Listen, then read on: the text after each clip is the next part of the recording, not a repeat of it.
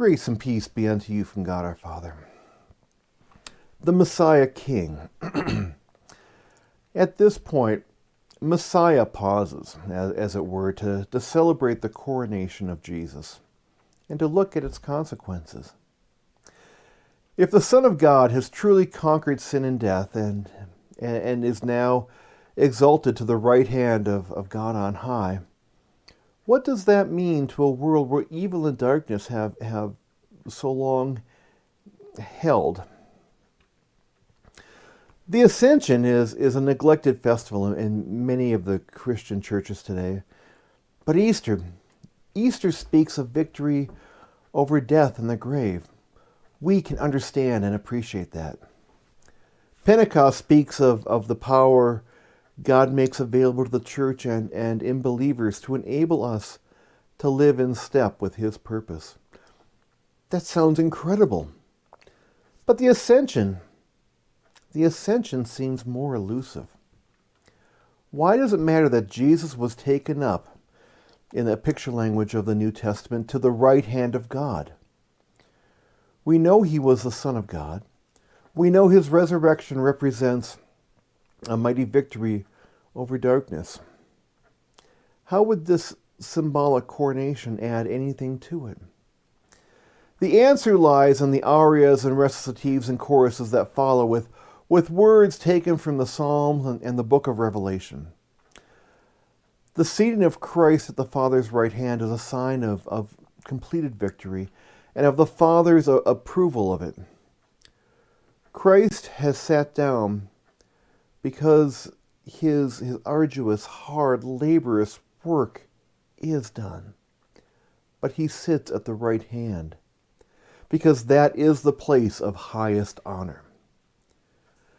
But as yet, not all people will accept the battle is over, and not all people will recognize the inevitable consequences. Rebel hearts and minds. Why do the nations so furiously rage together? Why do the people imagine a vain thing? The kings of the earth rise up, and the rulers take counsel together against the Lord and against His anointed. Psalm 2, verses 1 and 2.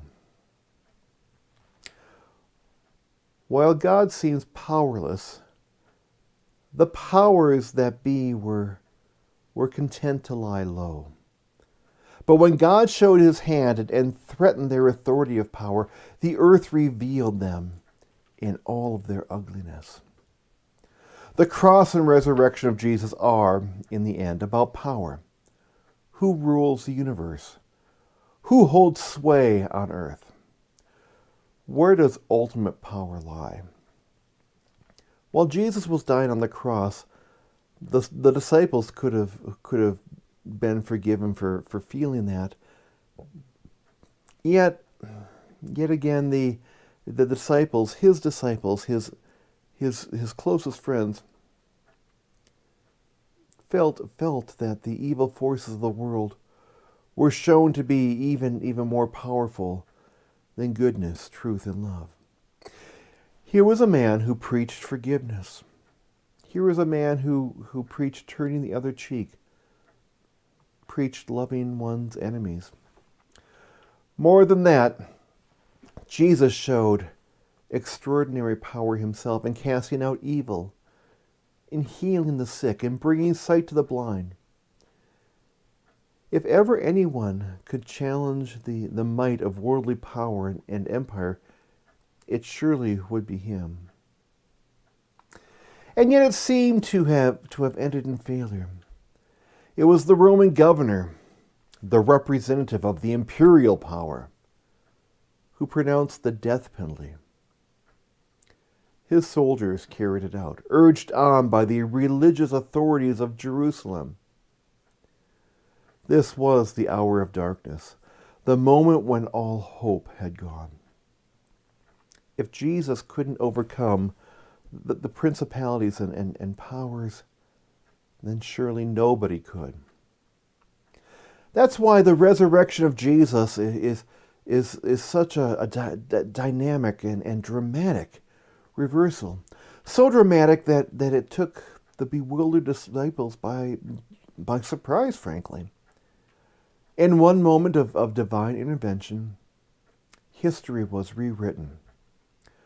What had seemed defeat was revealed as victory. And those who had seemed invincible in their might and authority were shown to be mere mortals after all. This psalm captures the flavor of it exactly.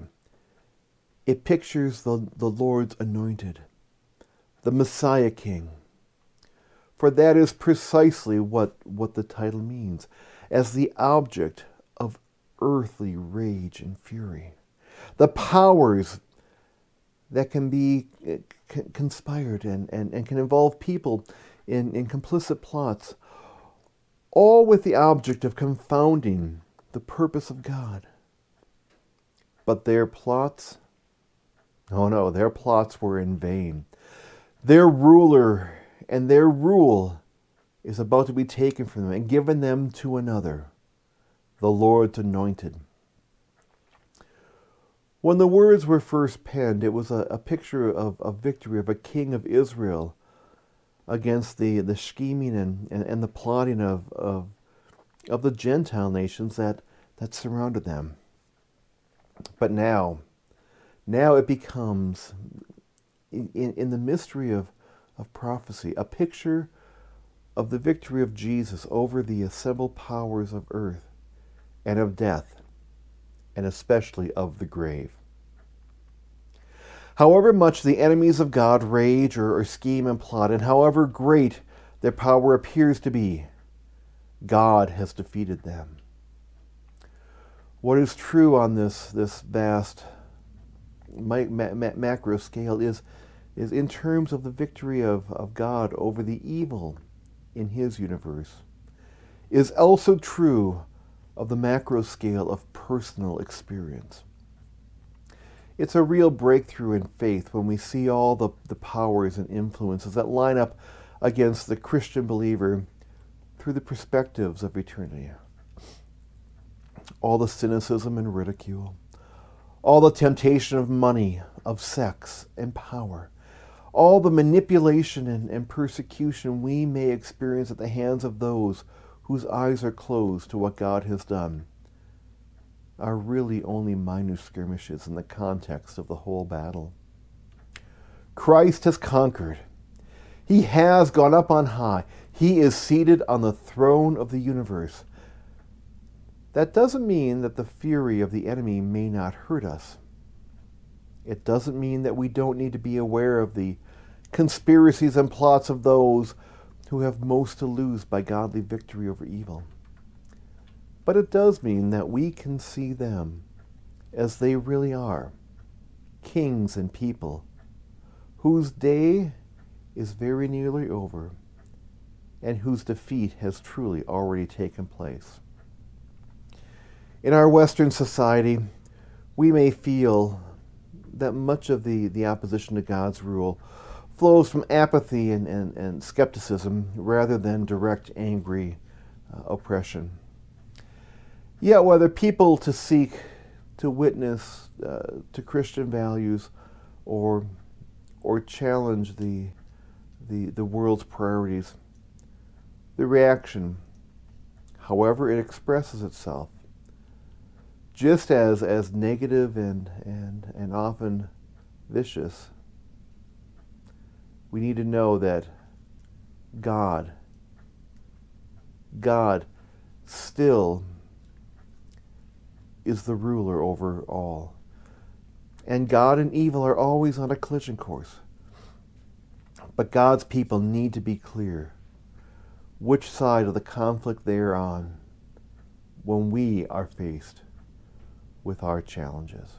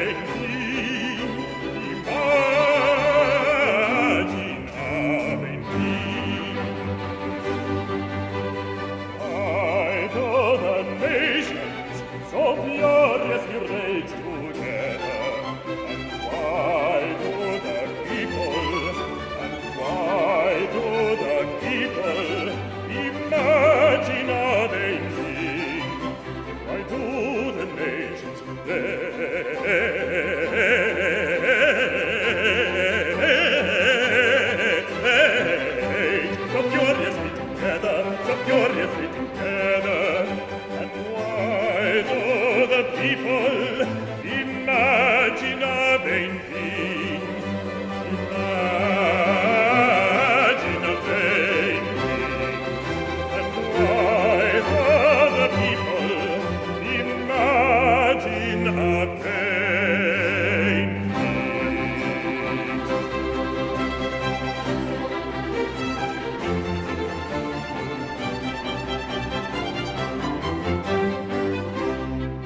The kings of the earth rise up, and the rulers take counsel together.